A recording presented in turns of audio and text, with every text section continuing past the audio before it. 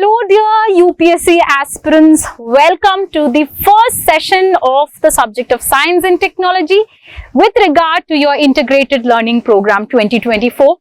Now, with respect to Science and Technology, I hope you've already watched the orientation of the subject, and today we are starting with a big bang. Now, when I'm saying big bang, it is not just the beginning of our Science and Technology, but also the topic that we are taking up today. So let's dive a little bit deeper. As I had mentioned in the orientation, Science and Technology has several parts like space, biotechnology, robotics, nanotechnology, etc. We are starting our classes with space technology. Now, when we are starting with space technology, it goes before to say that we have to first deal with what exactly space is. And now, at this particular point, all of you have a lot of concepts in your mind as to what space could be. Space could be this entire beautiful pictures that we see outside of galaxies and stars and bright things. Space could be anything that occupies, the gaps that is there between even two individuals which are there. Now, the question goes on to say as to what exactly is the space in the space technology that we are going to deal with. Now, to understand that, we go into this very intriguing but beautiful picture that is there behind me. See, we all are here on this universe. We are there are animals, and we just keep hoping like maybe in some other planet, there are going to be other maybe organisms also. But where did it all start from? Did all these planets just plop up outside like this? What exactly is the beginning of these things? And how will knowing the beginning help us understand what we are going through right now? Very intriguing fact, right? So now the popular idea that how the universe happened to be. When I'm saying universe, what exactly is universe again? Universe is not the sun and all the planets around it. Universe means there is this solar system which is there. There may be several other solar systems out there. How did it all start? And as it goes, it started with a big bang. Now, this is a very imaginative pictorial representation of what the Big Bang actually looked like. But let's try creating a picture of it. Now, I know none of us were there. None of the scientists who talk about Big Bang were there. But then there is a very popular idea as to what exactly Big Bang was. And the idea is almost 13.8 billion years ago, the world and a very small point in the, when I'm saying world again, understand the entire space outside which is there, a very tiny point which was there, which was just millimeters in width. And that is the imagination which is there, okay? This thing just burst open. Very easy for me to say. Now let's go into a little bit more deeper. What was so specific about this one point? Now, the point would have been just millimeters small, but this point was extremely dense. When I'm saying extremely dense, I cannot even put that into numbers, but understand this had high amount of gases, amount of particles, everything just got all stuck together in this one point. Just like, for example, think of it like if anyone has seen a washing machine dryer. If you've seen your mother do this thing where, if it's in a semi-automatic thing, they'll take the clothes and they'll start stuffing the dryer in this manner. Now think of that. Think if the dryer was a very, very small point and all of these particles got stuffed into it. This would make it an extremely high density point. Now, when things get stuffed into this manner and they all are just crammed up together, what else would happen? The temperature over there would also be very, very high. So, this one single point which was there, was not so single in that aspect because this had so many things combined together and there was very high temperature. And this point was called as point of singularity. Singularity means what? Just one single point of singularity which had extremely high density and extremely high temperature. It was all going fine when one day this point couldn't take anything more and it just burst open. And when it burst open is where this entire universe and space that we see today started getting formed. So the story is not very recent, it's almost 13.8 billion years ago, and this concept of this even Big Bang, or this was proposed by a Belgian priest called as Lemaitre. Now Lemaitre was very keen, and he, this origin of universe is something that a lot of religious views also are held with. We are talking only of the science part. Now when I am saying singularity, understand, I have introduced you to this word, but this is also a previous year UPSC question. They've just put, even if you just know singularity, you will get to easily find the answer of it. Now coming into what happened after this point, and thus coming into this picture which is there. What happened after the point? Look at it.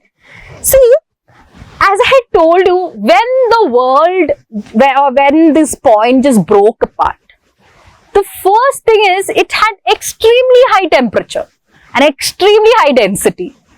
Do you think when it bursts open, the temperature will just be like, okay, fine, now I'm not going to be hot anymore? No. What started happening is, just imagine, again, it's a very bad picture to have in your mind, but imagine the dryer which is there in your home. It got stuffed with so much things and it just burst open. What is going to be the first thing that happens? Because of this burst, things all start moving away. Now, from now onwards, from the time that it just got burst till we see today, you can see at each and every millisecond, there was a change in the universe. Got it? Now, this entire change from the Big Bang till today can be divided into two eras called as radiation era and matter era. Radiation era being the first part and matter era the next part. So what exactly happened in these radiation and matter era? Let's have a quick look at it. See, first I'll tell you the entire story, then we'll divide it into it. So when I'm talking right now, I'm talking about the radiation era. And in the radiation era, you have several time spaces called as epochs, or as I had mentioned over here, called as epochs. What exactly are epochs? Epochs are just time periods that are there. So era is something that we call as a whole thing. Epochs are smaller cubes of time that are there. Now in this epochs, what all epochs started happening? This is the first thing. The first epoch was the singularity epoch that we already know, where everything was at a small point and just burst. Now from the burst thing, what is the next thing that happened? And that is called as the grand unification epoch. At this point, I want to ask you all a question. Why are we all behaving the way we are? Like, for example, I'm standing on this ground. I'm standing here. You guys can see me. You are seeing me through your whatever video, whatever thing is there. All this is happening how? See, I can stand and talk over here. The video can record this also.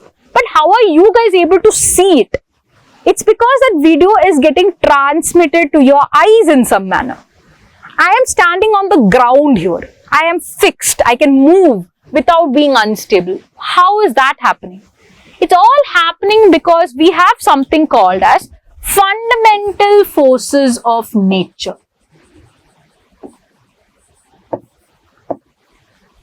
Now, as we go further, we'll understand these fundamental forces of nature are gravity,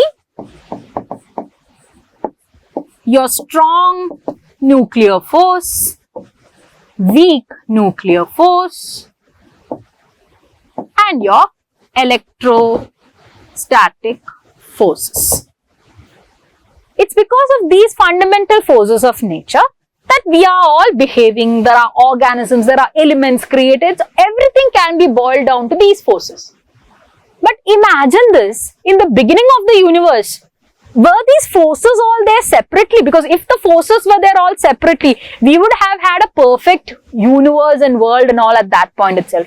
But no. at that point, I know it's going to be difficult for you guys to imagine this, but think of it. Your gravity, strong nuclear force, weak nuclear force, everything was together in one single unit. That means there was just one force, one fundamental force. And that is the reason why when it initially broke off, the object, whatever came out of it was not behaving according to gravity, was not behaving according to strong nuclear force. That is why, because all of these forces were all combined into one single force. And this was called as your grand unification epoch. From the grand unification epoch, what starts happening is, so here all of them are together. So there is only one force. Initially, it is all forces together. Now, all forces together, after a point, what starts happening? See, you have to understand, each and every millisecond, this whatever burst out is moving because it's with that much of velocity it has burst out. Once it starts moving and these particles and whatever was there and it starts hitting each other and everything, small subatomic particles which are there, this is where what happens, the four fundamental forces of nature, they separate. And thus, in this inflationary epoch, you have the first separation of all these different forces. So from now onwards, once the forces got separated, they all started behaving in the manner that we are seeing today. That doesn't end there.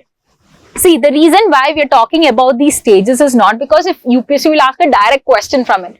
You have to know, if they give you 3-4 different incidents and ask you to arrange it in an order, you should be able to understand that first what we had was Big Bang, then what we had was all the forces of nature together, then all the forces started splitting with each other, then we had all four separate forces, and once we had all separate forces, they started acting on particles in different manner.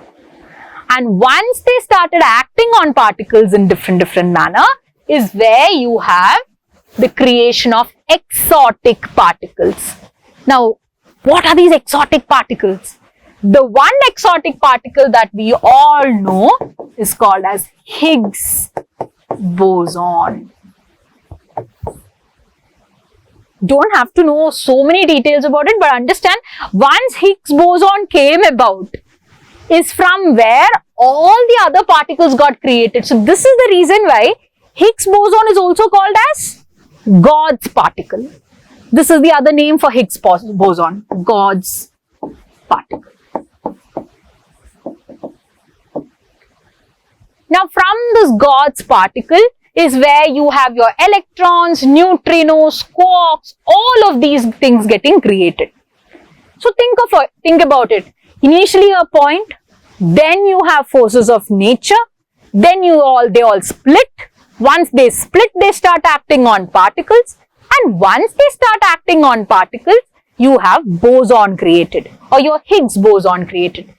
Now do you also realize why people are so crazy about Higgs boson? They want to find out Higgs boson. The reason being, if you are able to find out more about Higgs boson, you will be able to know more about your Big Bang which happened.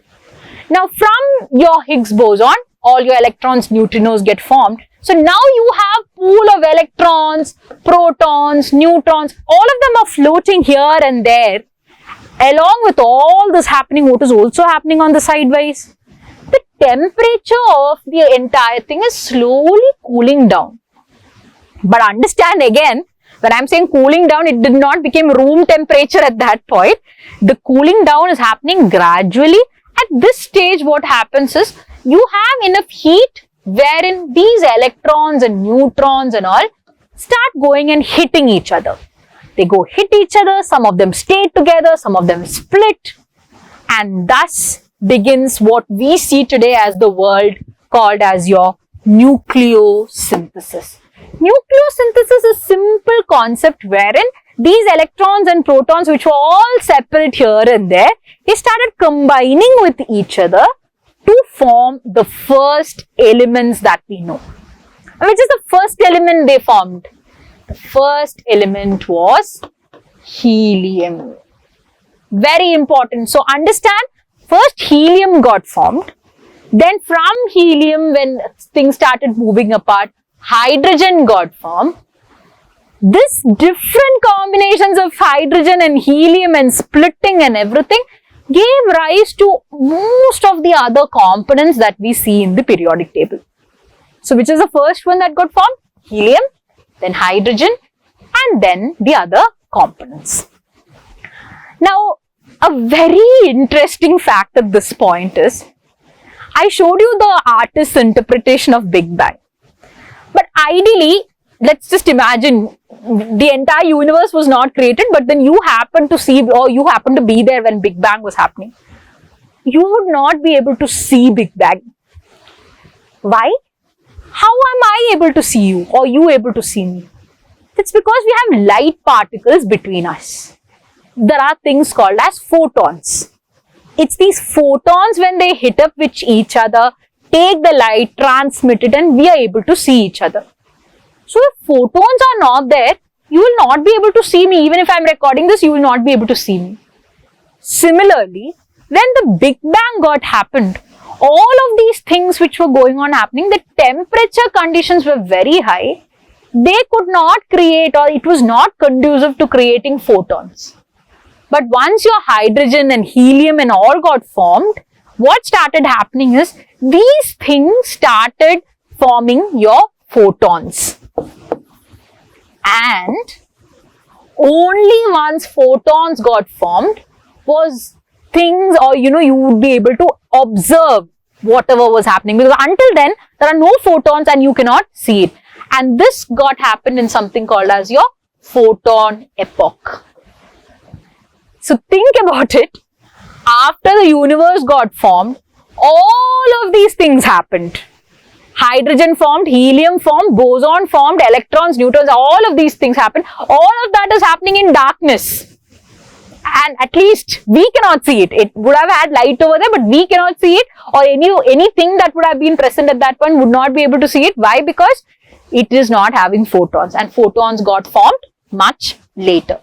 Now, it's these things until here, which is called as radiation era, because all of these things which are over here formed some, or either got formed because of radiation. Radiation means different rays, or it created something that created radiation. This is the reason why it's all called as radiation era. From now onwards, what would happen is, your hydrogen is there, helium is there, they started forming different elements. And from these different elements, they started clumping together, binding with each other, and thus that started creating stars, celestial bodies, planets, etc. So to go through it quickly, what started happening? Big Bang happened, different quarks and everything which were there. Quarks are very subatomic particles that got happened. Then you have neutrons, protons, etc. Then you have the first nuclei which form. Nuclei means what? You have to not have protons and electrons roaming around. You have to bring the proton and neutron together in one place. That is a nucleus. That got formed over here. Then after that, the first light atom got formed. Light atom is your photons. And then from then onwards, you have stars, gravity, and so on. So the concept of the Big Bang theory is, a Big Bang happened, temperature was very high, but because of the energy that was there, things started moving, expanding, forming with each other, and even today, the universe is expanding, is the concept. Which means right now I might look stable to you, the earth might be just revolving, but as an entire solar system, we would all be moving into or expanding into one area. This is the idea of Big Bang. Now, when Big Bang got said, I can just tell you this is the idea of Big Bang and go, but then what is the evidence of Big Bang? Evidence of Big Bang we will be discussing even further, but then for your exam purposes, understand, there are four major things. One is something called as cosmic microwave background. The concept being, when the Big Bang got formed, you would have had radiation out over there. And that radiation would have kept on traveling, right? So now that radiation, if you are able to find out something related to it, you will be able to get what the Big Bang is. Similar to this is another concept called as redshift phenomena. These are all things which will be even discussed later on in your sessions. But understand this is also an evidence of your Big Bang theory. Then the most star-worthy question area from this is your gravitational waves. There are certain waves that we are able to detect which got originated maybe at the time of the Big Bang. And those waves are called as gravitational waves. And all of these things try to prove that there could have been a Big Bang at some point. And apart from this, you also have different planetary superstructures, as in like how these planets are formed, what are the elements on it, etc. So if this comes as an UPSC question, understand these four are the key evidences of the Big Bang theory. But understand, Big Bang is a theory that not all of them are like easily accepting. A large majority does accept, but then there are so many other theories also that try to explain the origin of the universe.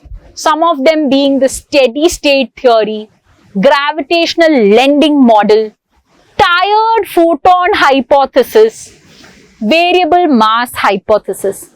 Why am I telling you these names? Now, these individual theories will never be asked as a question, but they can always put all of them together and ask what is this all related to?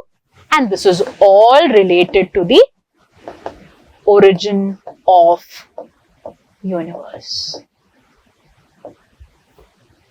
And now finally coming to a current affair part of it. Quite important. See, this is how most of our classes will be, wherein I'll be taking up a topic. I'll be discussing about it. And all of the topics that are discussed are purely on the UPSC perspective, which is there. What can come as a question is only what is being dealt.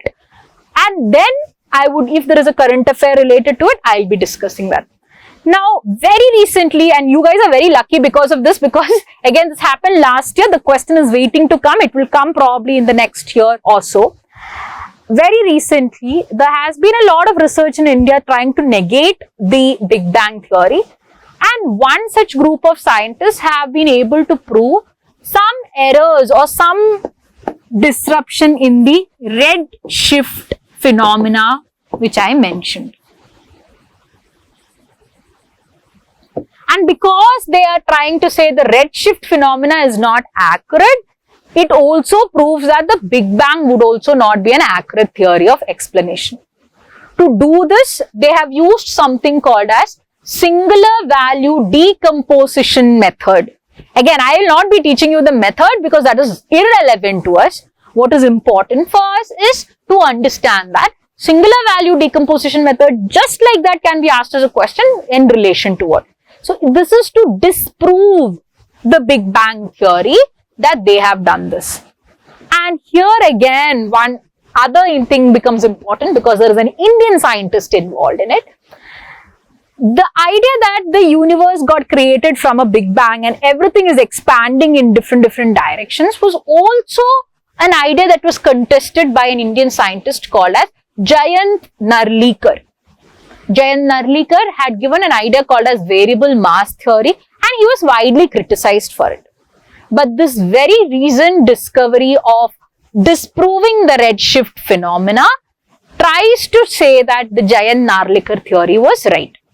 So again, there is a lot of proof to be coming upon this, but I want you to understand 2-3 key pointers over here.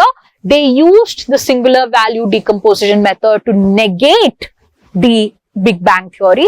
They are trying to negate the redshift phenomenon, and this particular scientist, Jayant Narlikar, whom if you are interested can go and do a little bit searching on. So this concludes the first Big Bang class of ours. After this, we will be moving on to the different products that the Big Bang created, your sun, your stars and everything, and along with that, the redshift phenomena and the cosmic wave microbag and the cosmic microwave background. Keep watching, get these concepts in your mind so that you will be able to solve the UPSC questions in a very easy manner. Until we meet next time, take care, happy learning.